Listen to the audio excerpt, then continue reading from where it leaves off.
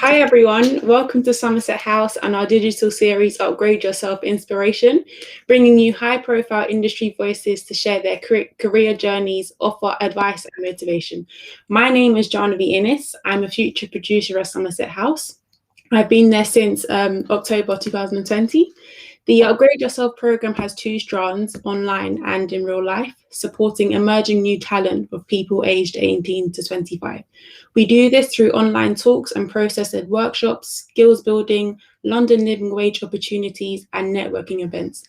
To keep updated with the program, join our monthly newsletter. You can sign up on the main Somerset House website, or there's a link at the bottom of each webpage. If you'd like to ask a question for a chance for it to get read out in today's event, please comment on one of our social media platforms where it's being streamed live. You can find this on Somerset House's main site, on YouTube, Facebook, or Twitter using the hashtag Somerset House. So today I'm delighted to introduce Eunice Olumide, who will be sharing the evolution of her career. Eunice emerged as a fashion model and is an established and published author, actress, businesswoman, curator, presenter, and producer, which is so amazing. In today's session, we'll hear some of Eunice's motivations and ideas as a creative professional and how Eunice manages to actually keep together several projects and commitments all at once, all whilst holding on to her values and integrity, which is so important. So sit back and get comfortable and I will introduce you to Eunice. Hey Eunice, how are you today? Hi everyone, thank you so much for having me today. It's such an amazing opportunity to come and work with Somerset House. Everything that you guys do is so valuable in terms of culture. So thank you so much for having me. I really wanted to start off today by showing you guys a little video. Now, this is the first film that I ever made. I made it when I was about 15. And it kind of acts as a precursor, I suppose, for how I live my life today.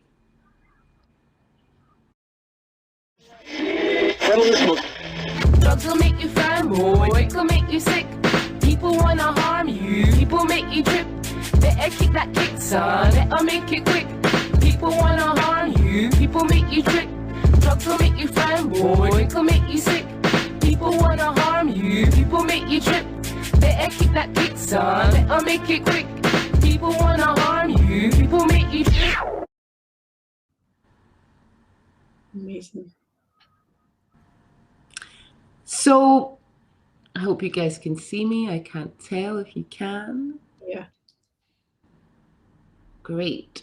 Yeah, so basically I've always been somebody who was very engrossed in the arts. I love art of all kinds. And when I made this film, if you notice, the title is Metamorph. Although it's a self-portrait, the title I had for it was Metamorph. And the film tells the story before, I suppose, it happens, of my life and working through a variety of different industries. So around about the age of 15 or so, I was scouted several times to become a model. And growing up on a typical kind of British council estate, especially in a place like Edinburgh in Scotland, I didn't actually realise that fashion modelling was a serious occupation. But I decided to give it a go. And I worked in the beginning in England with an agency there, but I did have some, I suppose, conflicts of interests which were related to how I chose to wear my hair. So at that time, and you're talking more than sort of 17 years ago, I have always had a kind of natural afro look, and my agent then wanted me to relax my hair. And for me, it wasn't a political choice of any kind. It was literally just a situation where I felt that I didn't want to relax my hair because I was kind of scared of the impact on my body of chemically relaxing my hair. So I actually got dropped. And that didn't take me completely out of modelling, since I still had my agents in Scotland and other agents across the world. So I continue to model, and I'm lucky enough to have appeared in a variety of different magazines and publications, from Italian Vogue to WAD to Tatler to Harper's Bazaar, and a variety of catwalks from New York, Paris, Milan, and of course London Fashion Week. Now, one of the really interesting things, which I think I'll just tell you guys about now, is that one thing that I've found in my career and as a human being is that human beings create out of necessity often. That's not to say that one can't create, but for example, how I found myself dabbling into the world of fashion design was as a direct consequence of one thing. And that one thing was when I was attending all of these amazing events across the world and literally being flown here, there, and everywhere, I really didn't have that much of an extensive wardrobe. And this is initially what I suppose catapulted me into making my own clothes. So I'll play a little clip from my early days in fashion design next.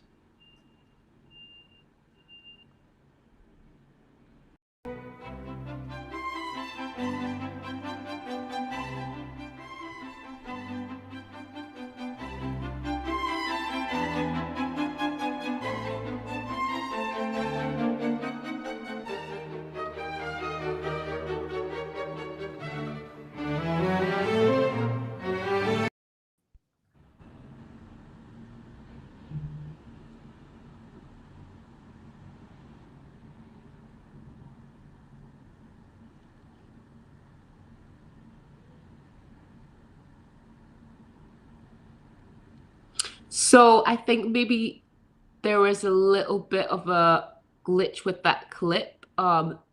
You just saw one of my early catwalk shows, which is great. But essentially the point I was trying to make was that I began my career in design because I specifically needed garments. So it wasn't something that I intentionally went out and did. It was just something that happened naturally to fulfill a need that I had. So again, I continue to work with a variety of different publications. And you can just go to the next slide, please. You can just show some of those other bits of work that I did, and you can go to the next slide as well. So throughout my career, I was lucky enough to work with some really incredible individuals, and of course to attend some of the, I suppose, not just the most prestigious events in the world, but events where really I could grow as an individual and throughout my career. But at the same time, there was a variety of different, I suppose, what I like to define as roadblocks and hurdles that I had to overcome throughout my career. So if we can have the next slide. The next slide. Yes. So I want to talk to you guys a bit today about how to achieve success. How is it possible to achieve success? The importance of setting goals and deadlines, as well as what I've defined as roadblocks and hurdles. So for example, the reason I'm mentioning these questions is because at this stage in my career, it was really important to me to identify what is it that I actually want to achieve. Therefore, I can then understand what success means to me. And that's something that I often say to people, which is it's really important for you as an individual to define what success means to you, as opposed to letting the rest of the world define what success means. And I say that because if you don't define these things, you might find yourself in a situation whereby you have gone out and you have achieved a lot, but then, you know, people from outside might feel like, well, you know, so an example of this is I got to work on the amazing film series Star Wars, and I had a really small role, but for me, I had already decided that just being on the set meant success to me. Whereas somebody might look at that and say, well, you weren't the lead character, so I don't see that as a serious or significant achievement. Again, setting goals is very important, because what I did at this stage is I set a variety of goals. I decided what success meant to me, and that actually impacted my entire career as well as the direction that I chose to go in. Now, with modeling, as in the case with my hair, which I mentioned earlier, I quickly realized that although I loved the job, it was an industry where I would have no control over the longevity of my career or the types of jobs that I did. And this is something which is completely unlike the majority of other industries. So if someone was a photographer or a filmmaker or an athlete or a producer or creative director or an editor of any of those things, you're in a situation where you can actually work very hard to make yourself the best that you can be. Whereas as a model, no matter how good you are on shoots or on the catwalk, you cannot dictate or choose how far you progress within the industry, because it's very much related to your look and what the client is particularly looking for and the brand that they are trying to represent. So because I identified to myself that my goals were to achieve certain things, so for me, I decided that as much as I loved modeling, I also wanted to work in the field of broadcasting because it was something I was really good at, and I felt like it was something I could do for the rest of my life regardless. So because I had identified those goals, I then was able to set about a plan for how to achieve those goals. And again, as I mentioned earlier, something called roadblocks and hurdles. So it's really important in terms of your career that you think about what are the challenges, what are the things that I can get around and the things that I cannot get around. So the things you can't get around, we see them, I call them roadblocks, and the things you can get around, of course, we call them hurdles. So for me, as a young model, for example, most of the work was not actually happening in Edinburgh and Scotland, where I was born and grew up. Majority of the jobs were either taking place in places like England or Europe. So I decided to move to those places in order to be able to access jobs. So for me, my location was a hurdle which I could get around. For other people, this might not be a hurdle. This might be a roadblock because of family commitments or financial stability. The person might not be able to do that. Other roadblocks would be things, and these are not negative things, these are just things that you cannot change. So, for example, if you had a disability or if you were a full-time carer for a family member, you wouldn't be in a position where you could move. So, because I was able to define and set the goals, it changed the trajectory in the course of my career.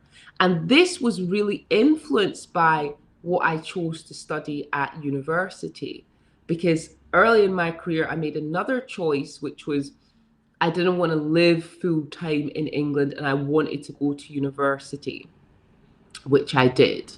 And during that, I studied a lot of metaphysics, a lot of psychoanalysis, semiotics, analyzing discourse, understanding how the media particularly works in terms of providing true and false needs. And all of those different things, as well as my upbringing, growing up in an estate, really informed how my career went from there. So what I decided to do was, because I understood, and this is something which is also very important, if you want to do more than one thing, it's still important that everything you do to a certain standard and that you achieve certain things to a certain extent within that industry. So if I want to say I'm a professional football player, I do need to be signed to a football team and I do need to be playing football regularly on a commercial basis. I can't just play football with my friends in the park and say I'm a football player, right? So and feel free to come in if you want to as well. But I so because I wanted to do broadcasting and presenting, it was really important for me to be able to demonstrate to the industry, to the audience, to the UK public that I could actually do this job successfully and well. So that led me to taking part in the political talk show called Question Time, which I will now play next. In one sense, I think it's good that he said what he thought. And the reason why I think it is good, because there does seem to be a sort of what I would call almost collective amnesia about how it is that people of colour kind of came to certain parts of the world. What did you make of that? I think that's pretty ridiculous, I've got to be honest with you. I think there is an issue that there's an elephant in the room, right? And the elephant in the room is the transatlantic slave trade and colonialism, which nobody ever wants to talk about, despite the fact it's one of the most significant and horrifying points in history, probably in the entire existence of humanity. None of those people were ever compensated in any way whatsoever. In fact, what happened was the governments, even in the United Kingdom, actually compensated the slave owners as opposed to the people who were enslaved. And the problem with that was that we didn't actually deal with any of the psychological trauma, not just to people of colour, but also to Caucasian and white people who lived through that, who might have participated in it and who might have not actually believed in it. None of that has been discussed. We don't discuss it in our education system. We have things like Black History Month, which are like thrown on at the end, which should be part of our curriculum so that all of us understand this is what happened in history, this is why these people are here, and I really feel that that would reduce the amount of xenophobia. You're talking about figures of like 65 million in today's money. You're talking about figures of like 83 million. As capitalism as we know it is built on the back of slavery, because pre-slavery in the 17th century, things like banking really only existed in London. It didn't really exist outside of that, and it was actually invented for merchants and for traders because they needed to borrow to be able to go and exploit human labour. And many of the banks that we use today, whether it's Barclays or it's Lloyds or it's Chase, they are still benefiting. Many families, whether they like it or not, are living off the proceeds of crime, essentially. So the reason why I mention this is because I don't believe that human beings in their nature are born to be bad people or are born to be horrible people.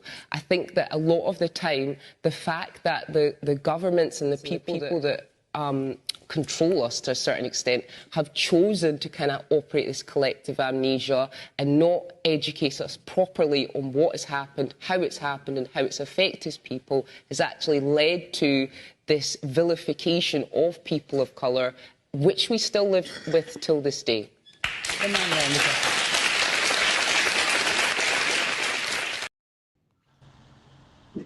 That's extremely inspiring. It reminds me of how you were talking about how needing to put yourself out there and actually put yourself in these positions, like going on Question Time. But I was wondering, in terms of networking, and what advice would you give to people to be able to put themselves in that position?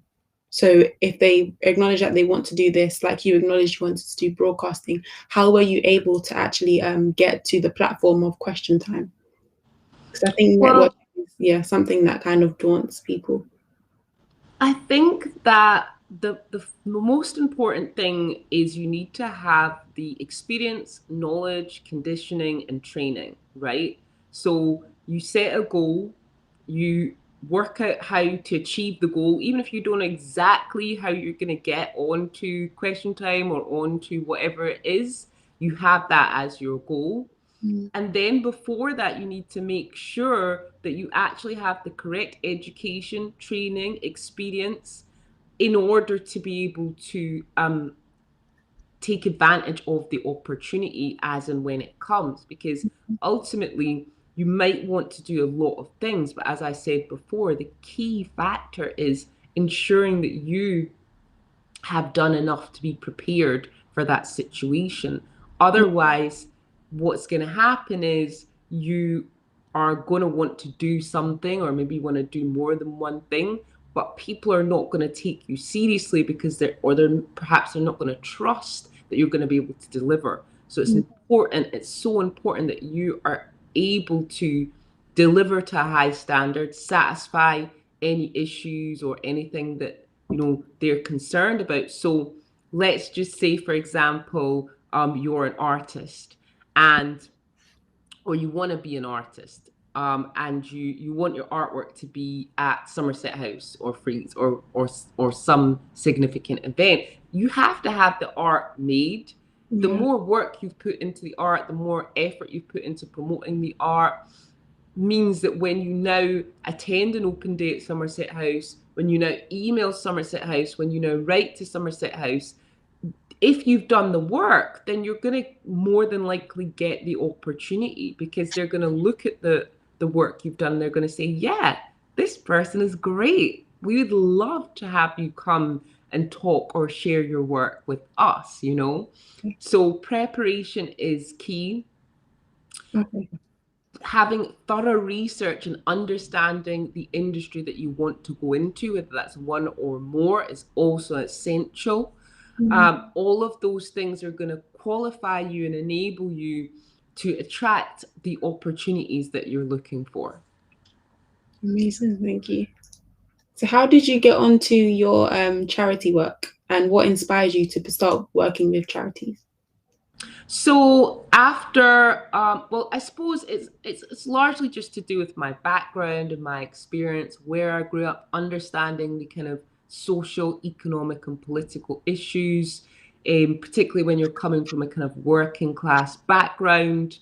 So for me, doing charity work has always been central to my career. Much of the work that I do, exhibitions, events, fashion shows, they are all focused on or around and supporting charity work. And one of the other great things about me going into broadcasting and other industries is that I was able to do more of what I really wanted to do. A lot of the decisions I made in my early fashion modeling career, and a lot of the way that I measured success, were related to how much I could contribute back to society. However, I learned that having beliefs, wanting to contribute back to society, are not necessarily conducive to personal career. So if I'm being honest with you, and I know that this is not supposed to sound negative, it's just about reality. Obviously, the more time you put into your own career, you're probably going to be more successful. Whereas obviously a lot of the work that I've done in terms of charity has taken a lot of time, energy, and resources away from my own personal career. Also, having beliefs. So there are a lot of brands that I wouldn't like to work with simply because I don't support their sustainability aspect of their brand, or the lack of it, or I'm aware that they might use, outsource manufacturing to places that don't have a stringent enough environmental conscious commitment and philosophy. So if you can imagine, as a fashion model, you've got this big brand that comes along, everyone's heard of this brand, it's a worldwide known brand. Most people are going to take that job. They're going to do anything they can to take that job. And you, the public, are going to look at that person or that model and say, oh, wow, she's so successful. She's walked for this brand, or she's done this show. Whereas a lot of the time, something that happens is that the people who sacrifice opportunities and sacrifice their own personal success because of their beliefs and because they want to help people, a lot of the time you can be missed because people look at you and they think, oh, you just haven't done this yet. They don't think that you made a conscious decision not to do certain things. So for me, it was really important to work with brands that I believed in and that had philosophies that I cared about. So I worked a lot with companies like Tom's and The Body Shop, companies that really had ethics to how they trade and how they sell and how they target the consumer. I spent a lot of time working on Climate Revolution with Vivienne Westwood, and that was quite fun. As you can see, tanks were taken to Westminster. And, that particular protest, we had organized 70,000 people. It was incredible. It was amazing. and really bringing attention to the climate change issue. I also delivered a white paper. Sorry, I also delivered a keynote at Westminster, which led to the first kind of real research into the impact of the textile industry on the environment. As we know now, the fashion industry is the second biggest polluter in the world. So, you know, much of that work informed my career and my career path. I really like how you're able to have your integrity with brands, because I'm an artist as well, and I feel like even within my work and practice, I always try to, if I'm making work about sustainability, I always try to really think about where I source my materials and those kinds of things, and how the work, is it recyclable, and the amount of printing that I'm doing. So yeah, I'm really inspired by that. I feel like it's really important, because I guess, you have to practice what you preach, and aligning yourself with brands that you agree with and their ethos. I think that's really inspirational and really important for people to acknowledge, because I think sometimes people can get a bit confused, and it becomes more about ego. So what you said about working with big brands, how someone else might see that as successful, but really and truly, if they don't have the same values as you, then is the work that you're doing actually meaningful? So yeah, I can see that you really do have integrity with your work. You know, I do try my best. I do think it is really important, because, life is finite, right? And everything that we do, we might think that it's all going to last forever, but it really doesn't. And the fact of the matter is that we live in a world today which has such a moral dichotomy. And a lot of the time, social issues are not legal issues. So, it might be unethical to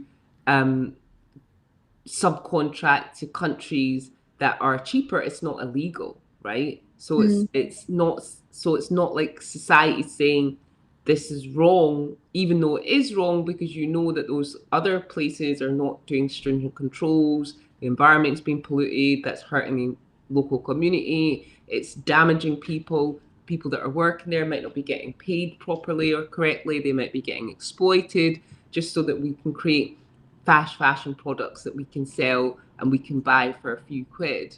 And then all of those same clothes end up in landfill and destroying the world that we live in. So there is a circle to life. And a big part of my work, of course, is about promoting the circle economy, as well as working with a variety of different charities such as Zero Waste, and a number of other organizations that are dedicated to the commitment of preservation and conservation.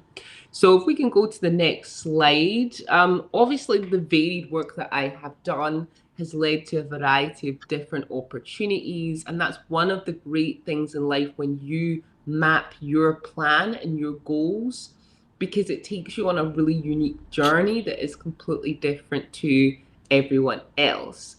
So if we can go to the next slide. Another thing that I kind of fell into accidentally, which I think was just because of my personality, because I'm very outgoing. I love action, I love comedy, I love sports, I'm very athletic. And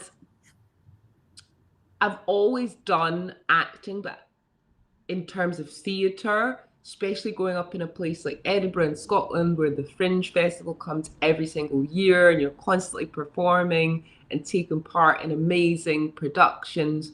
So because of that background, again, quite accidentally, I ended up being thrust into the world of acting.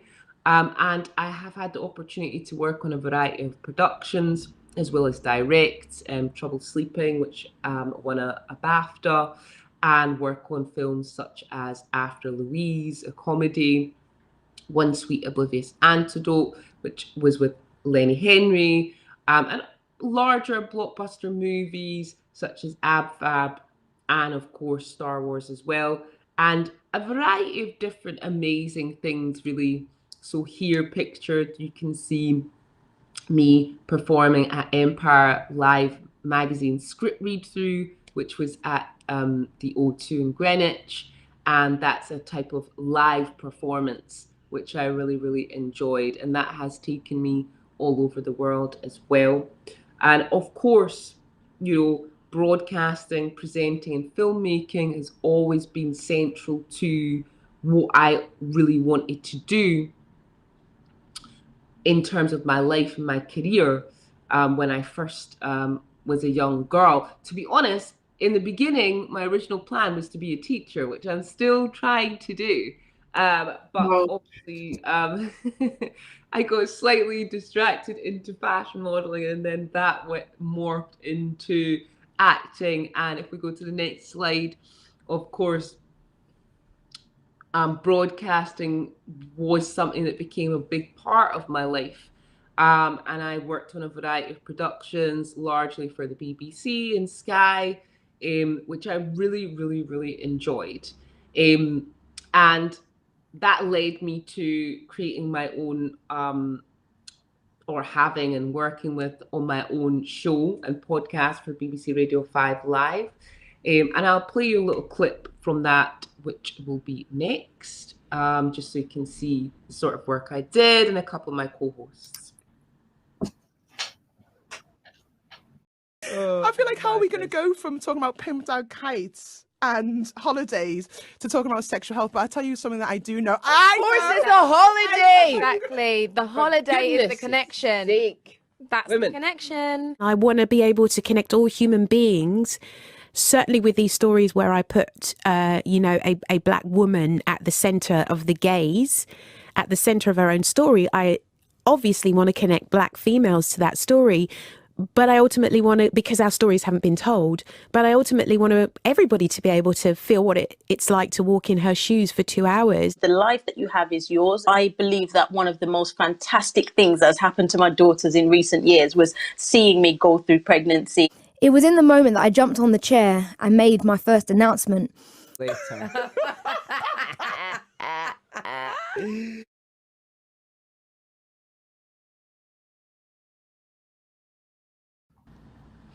So yeah, that was quite significant for me because it was the first sort of black female chat show like that in the history of the UK. So it was amazing to come together and create something specifically for women of colour.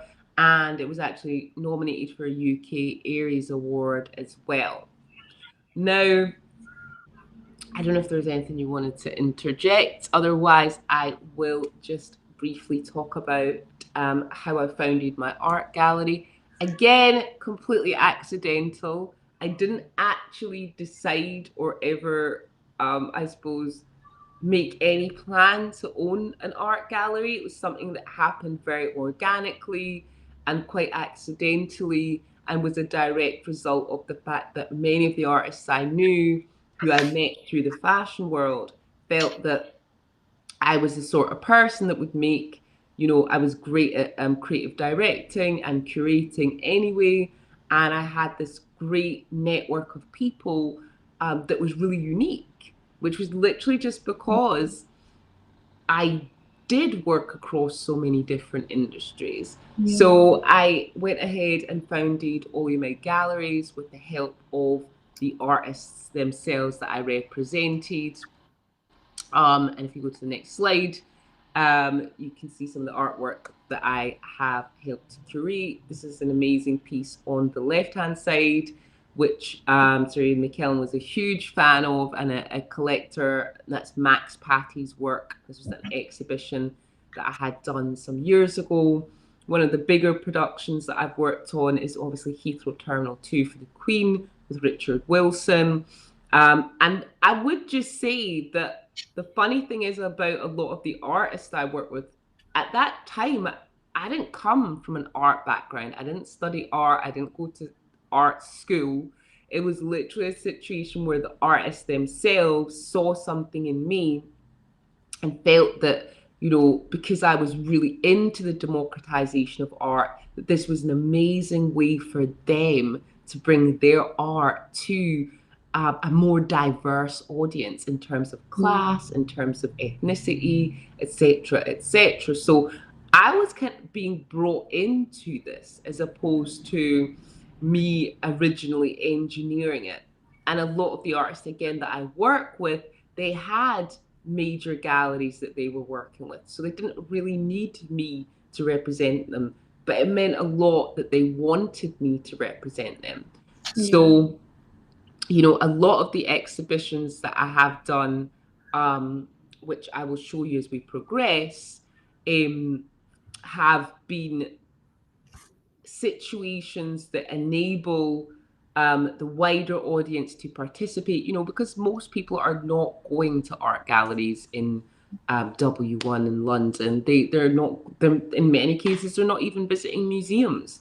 So it's really important to me to create spaces where everyone feels welcome, where everybody can be revitalized, because I genuinely believe that art can transform lives. So for me, a lot of the exhibitions that I did were really focused on that. And I've also collaborated with a variety of institutions. So if we go to the next slide, I've worked with the V&A, both in Dundee and in London, and created and curated workshops and exhibitions with them. If we go to the next slide, I've also had the amazing opportunity to work with the National Museum of Scotland and help curate the incredible exhibition Body Beautiful, which was all about diversity on the catwalk, and I thoroughly enjoyed. We go to the next slide. This is one of the early kind of exhibitions that I did, called Switch, which was specifically aimed on addressing the issue of climate change. I did this event obviously with Vivienne Westwood, and we had a variety of amazing people come down and get involved. So, you know, I was also supported by some of the brands that I love, such as The Body Shop. So that was amazing. And if we can just show the next video, you can get a bit of an understanding about some of the things that that exhibition focused on. So just the next slide, yes. Climate justice is an emerging field of research and development. It brings together the science behind climate change and social justice. The principles behind climate justice is recognising the impacts caused by centuries of greenhouse gas emissions caused by the most developed nations in the world. And the injustice element is recognising that those emissions have impacted severely on the most poorest and vulnerable countries in the world. These are the countries that have contributed least to those greenhouse gas emissions but are suffering the most. At the Centre for Climate Justice, we recognise humanity's responsibility to tackling the injustices as a result of these of climate change and carbon emissions by looking to address issues such as inequality and equity and human rights in relation to protecting the most vulnerable people in society.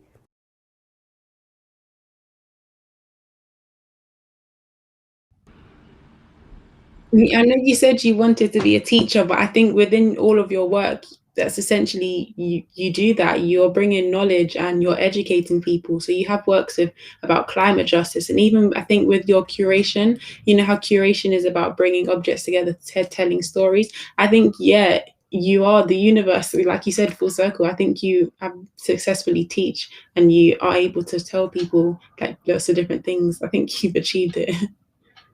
Thank you. That's really, really kind of you. I mean, I just kind of do what I can. I kind of feel like if everyone does the best that they can, then we can create a world that works for everyone. But it is difficult because there is more reward for, and the only reason I say this is to give people a realistic understanding. So for example, when I define my goals, I have to understand that, you know, sometimes there can be consequences to those goals. You know, so let's just say you're a makeup artist and you are vegan and you really, really believe in the preservation of life and you don't want to use products that are non-vegan. That may mean that certain companies don't want to work with you. or it may mean that you have to sacrifice certain opportunities, or it may mean that you need to invest more in yourself so that you have a kit and products which are vegan. It may mean you're going to miss out on, the gifting or the free products that are given out by many companies because you don't believe in how that company goes about creating those products. So it's just really important from a mental health perspective to understand the consequences to the decisions that you make.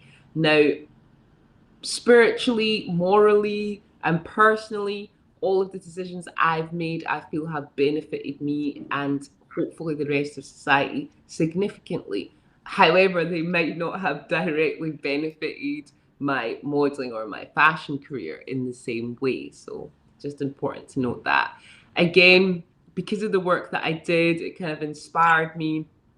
I ended up opening up my own pop-up swap shop, which was an opportunity in place that people could bring their own clothes and exchange them for new clothes and other people's clothes, which is again all about promoting the circle economy.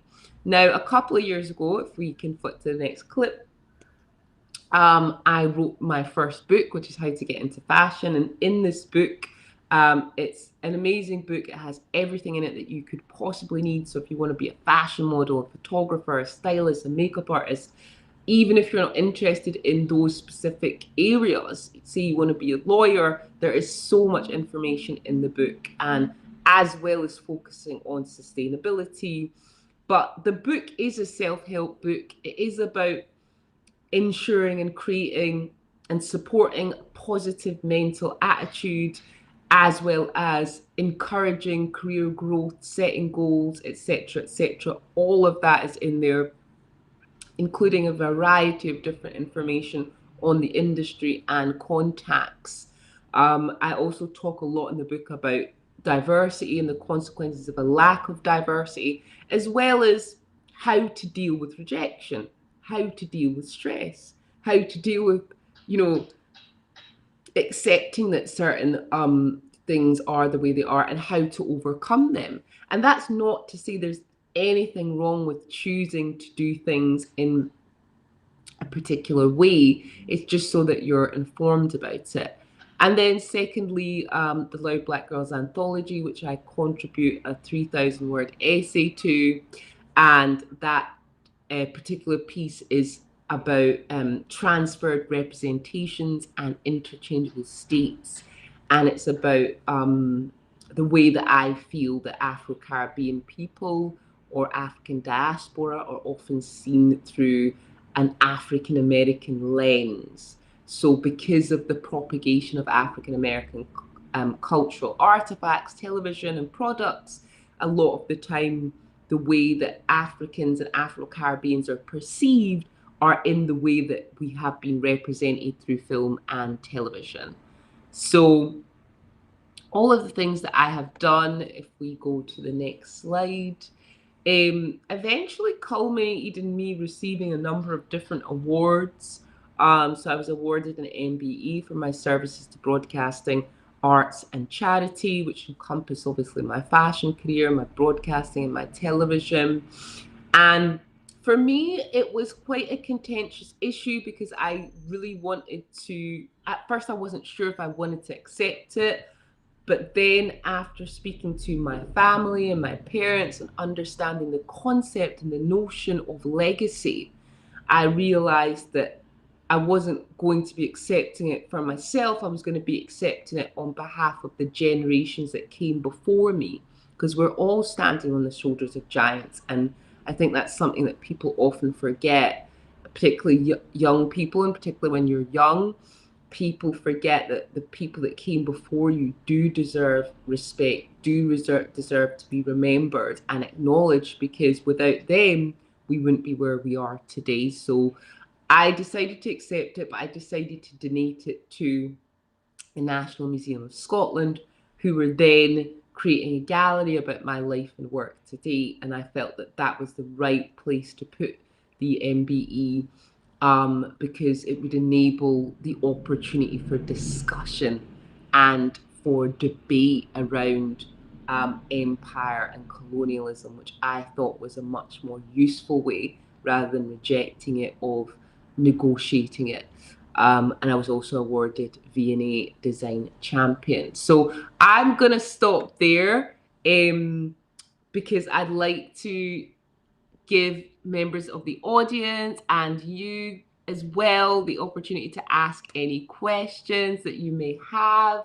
Hopefully the talk has been interesting, but yeah, let me know if you have any questions.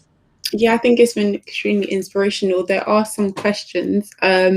So you do a lot of work with entrepreneurship and business side, but you're also a creative person. You designed your own fashion garments, you write books. So how do you juggle and how do you balance the entrepreneur side and also the creative side? I'm not gonna sugarcoat it. It's not that easy. It does take a lot of dedication, time, and effort. But I do just feel that the times that we're living in, with the advances in automation and computers and technology, I just feel that the more that you can do, the more that you can understand as a human being in the long term, going into 20, 30, 40, 50, is gonna make you even more unique. So for example, I was recording a show called Pick of the Week. And because I understand how to present and broadcast, but then I also understand, because by night I'm a DJ, how to mix, how to select clips, I could actually go in, whether in theory or practically, I could go in and edit and create my own show. Whereas if I can only do one thing, which is the presenting aspect of it, then I need to have someone else with me. Mm-hmm. And I think that, you know, as we saw with the pandemic, et cetera, you know, there can often be situations where it is actually very useful to have somebody who understands and who is skilled and an expert in more than one area. That leads me to the next question, which is, whilst you do different roles in lots of different fields, do you have an overall mentor, or do you have specific people who you go to for honest feedback and critical thought about what you do? So I've never actually had a mentor or a manager or even a publicist. So that is really crazy, I know. But funnily enough, I have just in the last few weeks signed up to a course where I will have access to a mentor. And I would advise that. I think it's amazing. What I would say is that for me as a human being, I do not perceive what I do as different things, although I understand to the outside world that it's different things. But for me, when I walk down a catwalk, when I'm live on air, when I'm acting in a film, when I'm producing, directing, all of those things to me are just me doing me in slightly different situations. But I do understand that each industry has its own specific and key skill sets that one does need to learn in order to be able to practice in those industries specifically. So if you want to be a DJ, you need to know how to mix, how to master, how to beat match. You can't, you know, just do you, right? But once you know how to mix, master, beat, match, you can now just be you. Like the same way I am on the radio when I'm doing my radio show is the same way I am when I'm doing that. So in my actual head, I don't think it would be constructive for me to look at it as doing multiple things, because otherwise that would be very overwhelming for the brain. And I think just in terms of cognitive function, it is a lot easier to look at it as if these are just an extension of what I usually do. So I'm acting when I'm on a catwalk, I'm acting when I'm on a photo shoot, I'm acting when I'm on a film set, when I'm doing theatre. But at the same time, we need to understand the difference between performing in theatre and performing for television, right? Yeah, definitely. So in terms of you doing lots of different things and you being so motivated and putting yourself to get these skill sets, and your energy is just infectious in a way, but how do you cope when you have off days or days when it's not going so well? How do you manage to keep your energy up and your motivation? Well, again, as I say, I don't look at them as different things. I just take each day as it comes, and I do what I have set out to do in my goals or in my diary of things that I have to achieve. And I genuinely try not to look at it as all these separate things, otherwise it would be too overwhelming. I definitely have off days. I definitely have days where I'm really confused about what I'm doing.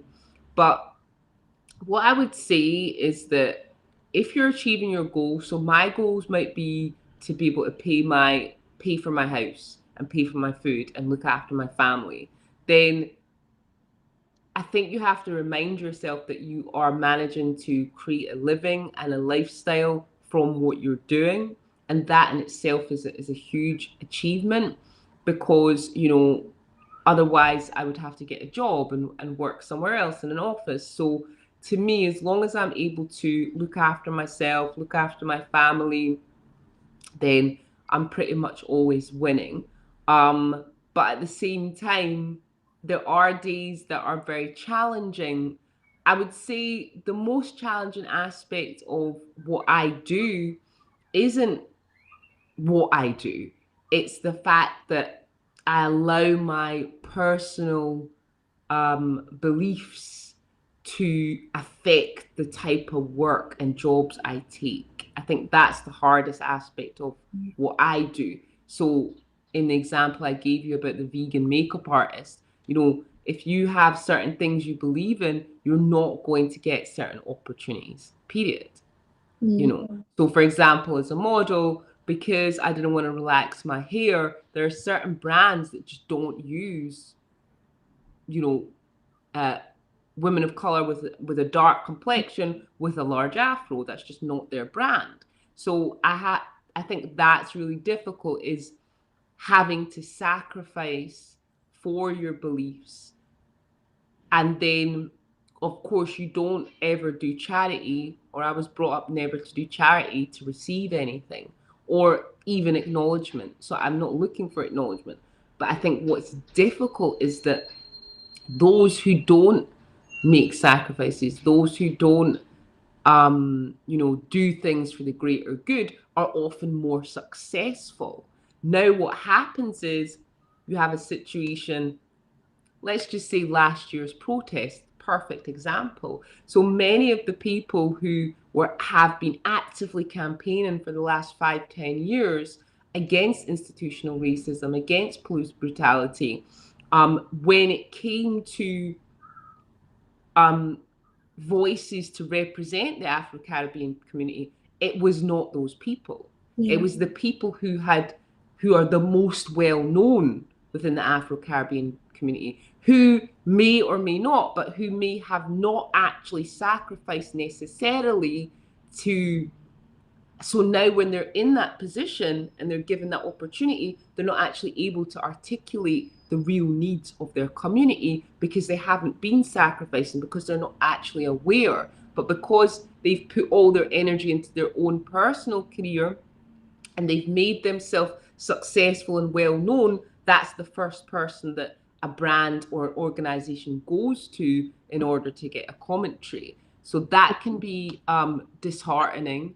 As well as, but that is all related to something called performative activism, where people do things because it's trendy and it's popular. They're not actually doing it because they really care. And it fuels the ego in a way. It kind of makes me think about how people, as you said, celebrities on certain platforms criticizing institutions, but how can they really criticize the institution if it's something that sustains their livelihood? So yeah, that's definitely given me more things to think about. But in terms of your practice, how do you see your practice evolving? What do you mean specifically? So within your journey, you've gone from doing fashion design, you've done, you're a businesswoman, you're an author. Are there any other areas that you want to explore, and some other things that have come to you through doing other things? I don't think there's anything additionally that I want to do. I think everything that I do, I just want to make sure that those things continue to grow and reach their full potential. But again, I don't look at life as a sprint. I look at life as a marathon. So, just because I'm not on a level where I'm having 12 or 6 exhibitions a year, for me, my goals are just about having between 2 and 4 exhibitions a year. And as things progress, maybe that will grow and multiply. So I think with the gallery, I'm looking forward to reopening after lockdown. And I'm hoping to open in a bigger premises. In terms of writing, I'm currently working on another 2 books. So the next one is just about done. So that's really exciting. And I think that in terms of my presenting and broadcasting, I'm definitely still doing that. I love making documentaries. I love making films. And I'm currently working on a new series for Netflix, a little exclusive there. So yeah, just to me, I always say if I didn't do that, I'd be bored, or if I didn't do that, what else would I do? So everyone has to find something to occupy their time, and I always have been self-employed. I always wanted to do the things that really I was interested in and gave me joy, because I'd rather do those things and fail, although I don't really believe there's any such thing as failure, than never try and kind of the rest of my life worry about the fact that I never ever tried and where I could have or should have or would have been, because I honestly believe that type of regret is the most difficult to overcome. Most definitely. I think that is the most perfect way to end the discussion. You just really well rounded up. I think it's been amazing to actually hear about your integrity and how through your work you're actually to put in your values in everything that you do, which I think is really inspiring, because I can also relate in terms of not wanting to work with other brands. But yeah, I think it's been really amazing, and I really want to thank you for being here with us today. And I want to thank you for sharing your amazing journey, and thank you to the audience for joining us today. This event is recorded, so you will be able to watch it back on the YouTube stream. And thank you for joining this month's event, and we will see you at the next one. You can keep up to date with it on the Somerset House website, and you can join our newsletter and sign up to all of the next events. But thank you.